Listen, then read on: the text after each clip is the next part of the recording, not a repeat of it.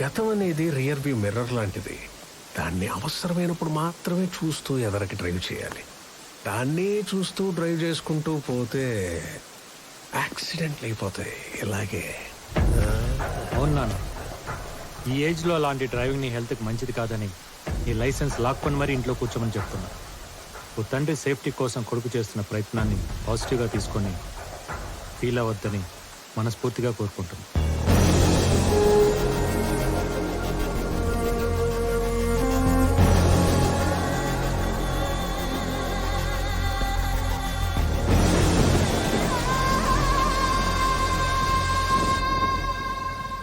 నిజంగా నా కోసం ఇంత చేస్తావని నేను ఇమాజిన్ చేయలేదు లక్కి. పాప నువ్వు ఎంత సిన్సియర్గా వర్క్ చేసినా ఎక్కడో నీ మీద వచ్చిన డౌట్ ఉండేది. ఎంత డబ్బు కోసమైనా సొంత తండ్రిని భర్త శత్రువులా చూస్తాడా, ఆయన శత్రువునే గెలిపిస్తాడా అని. కానీ నేను రాంగ్ అని ప్రూవ్ చేసావు.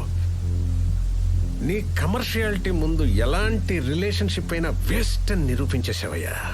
ఇదిగో నీకు డబుల్ ప్రమోషన్ ఇస్తున్నా. రేపు నేను ఎమ్మెల్సీగా ప్రమాణ స్వీకారం చేశాక మంత్రిగా ఛార్జ్ తీసుకోపోతున్నా. నా లాబింగ్కి నువ్వే హెడ్. రెచ్చిపో, కావలసినంత దోచుకుని దాచుకో. Thank you so much sir. Thank you.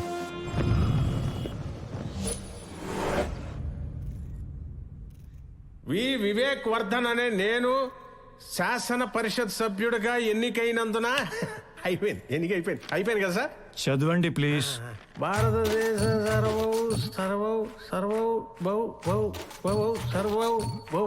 సార్వభౌమాధికారాన్ని ఆయన చెప్పిందే చేస్తానని, సమగ్రతని కాపాడుతానని, నేను స్వీకరించబోయే కర్తవ్యాన్ని అశ్రద్ధతో శ్రద్ధాశక్తులతో ఏంట్రా నువ్వు చెప్పేది?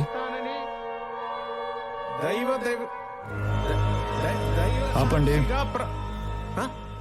ప్లే. ఏం ప్లే?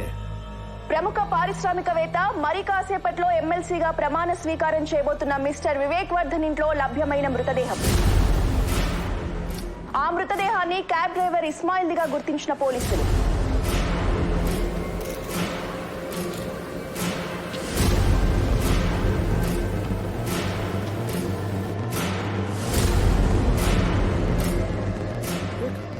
కాదు, That's your farm house. You should know it, right? No, but ఇతను ఎవరో నాకు తెలియదు సార్. సార్ ఇస్మాయిల్ ఎవరో మా సార్కే కదా సార్, నాకు తెలియదు. క్యాబ్ డ్రైవర్ అంటే ఖచ్చితంగా ఆ బాడీ మాదిగా సార్. ఎవరు అక్కడ పోడ్చిపోయి పొరపాటు మా దొడ్లో దాచుకున్నట్టున్నారు. కాదు, తన భర్త చావుకి వివేకే కారణమంటూ రోధిస్తోంది మృతుడి భార్య.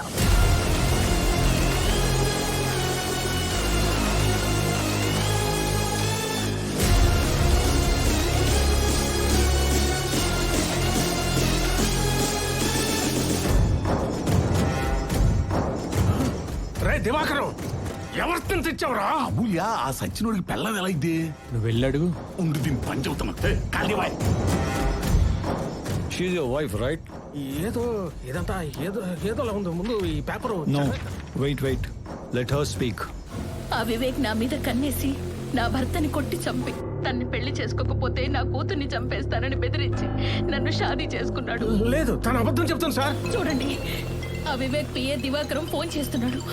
మీరే వినండి ఏమంటాడో. అమూల్య, బొరక వేసుకుని ఏం చేస్తున్నావు అసలు అక్కడ నువ్వు? నేను అమూల్య ఏంట్రా ఎదవా? మేరా నామ్ శైలా బాను. ఇస్మాయిల్ కా బీవీ హూ మే. బీపీఓ ముందు అర్జెంట్ గా అక్కడి నుంచి వచ్చి రా. రాకపోతే ఏం చేస్తారా? రాకపోతే చుట్టు పట్టుకుని ఇచ్చుకొస్తారు మా వాళ్ళు, తెలుసునా? మా సార్ దగ్గర ఉంది మామూలు రోడ్లు అనుకుంటామేమో. రమ్మను, నేను ఇక్కడే ఉంటా. నీకు ఆ వివేక్ గాడికి ఉరి శిక్ష పడే వరకు మే ఏ జగह पे बैठी हूं.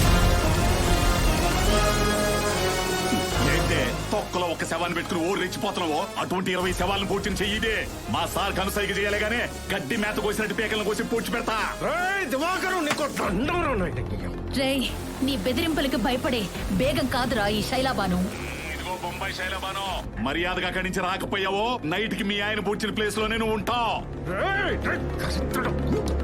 సెట్ చేస్తున్నాను సార్, 2 నిమిషాలు ఆగండి. చెప్పు. ఇదిగో మొత్తం పెంట చేసావు. ఏమైందయ్యా ఫోన్లో సీక్రెట్ గా మాట్లాడుకుంటుంటా? నీ సీక్రెట్ అక్కడ చూడు. చెప్పరా, ఇంకా ఏమేం చేశారో, ఎవరెవరిని చంపారో చెప్పు.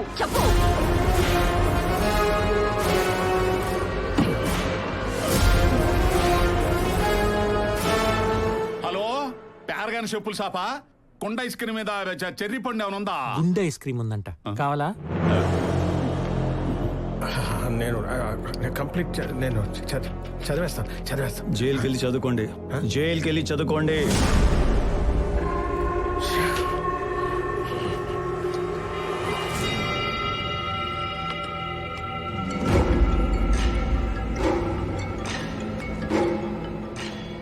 హలో. రే, లైవ్ లో చూడలేకపోయిన నీ మొహంలో రంగులు టీవీలో ఇంకా కలర్ఫుల్ గా కనపడుతున్నాయి. ఇంకా నిన్ను కాపాడడం ఎవరి వల్ల కాదు. నిన్ను కూడా.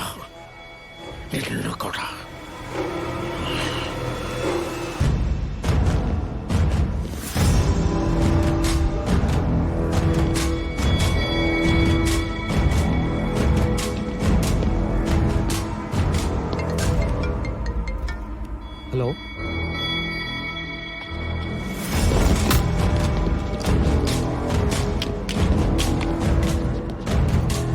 నేను మాట్లాడతానమ్మా, నేను మాట్లాడతాను, నువ్వేం భయపడుకో. సార్, మీ వాళ్ళు ఎవరో మా నాన్నే తీసుకెళ్లారంట. చెప్పాను కదా ముందే, నాకేదన్నా జరిగి నేను ఊరుకున్నా, నా అమ్మాయిలు ఊరుకోరని. అది కాదు సార్, మీరు ఒకసారి చెప్తే. ఎన్నరయ్యా, 24 గంటలు పట్టుకొని కలిగితే వింటారా? ఎన్నరు? ఆ పనికి మాలిన తండ్రిని లైట్ తీసుకుని నా బెయిల్ పని చూడు. కావలసినంత క్యాష్ తీసుకొని ఇమోషన్ తొక్కాయి. సార్, ఏంటి?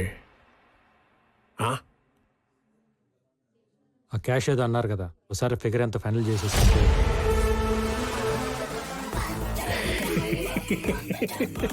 వచ్చావయ్యా.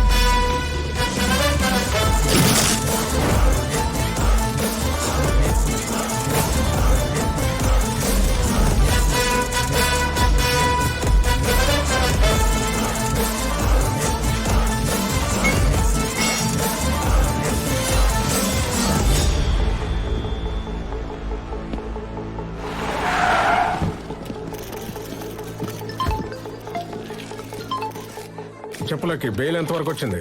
చాలా కష్టం సార్. మీ అభిమానులు చేసిన పనికి మిమ్మల్ని బయటికి తీసుకురావటం ఎవ్వడి వల్ల కాదు. అవును సార్, పాపం సిన్సియర్గా లీగల్గా పనిచేసే మనిషిని తీసుకొచ్చి బ్లడ్ బయటకు వచ్చేలా కొట్టారు సార్. ఆ కొడితే కొడితే ఏంటా, నేను మీ మనిషిని కాబట్టి మీరు ఇచ్చిన డబ్బులు తీసుకుని గమ్మునుంటా, కానీ అభిమానులు ఉంటారు కదా. నీ అమ్మానులా? అవును సార్, మీ రేంజ్కి మీకే అభిమానులు ఉంటే మరి నాకు ఉంటారు కదా.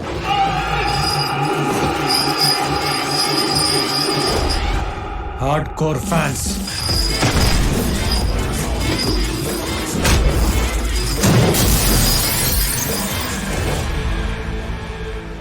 మిమ్మల్ని మీ వాళ్ళు ఎలా ఫాలో అవుతుంటారో మా వాళ్ళు కూడా మా నాన్న అలాగే అబ్జర్వ్ చేస్తూ ఉంటారు, సైలెంట్గా. మరి అంత ప్రేమున్న మా నాన్నే తీసుకొచ్చి కొడితే చూస్తూ ఊరుకుంటారా చెప్పండి?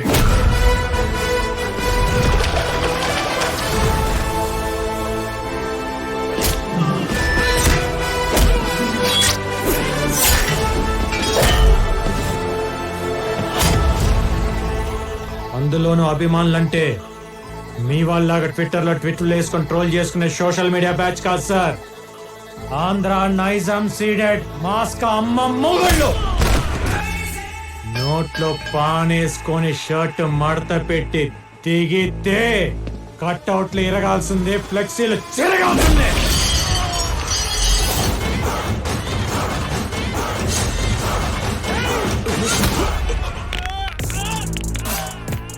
అన్నట్టు మీకు చెప్పడం మర్చిపోయా, నా ఫ్యాన్స్ లో ఒక సైకో నా కొడుకున్నాడు.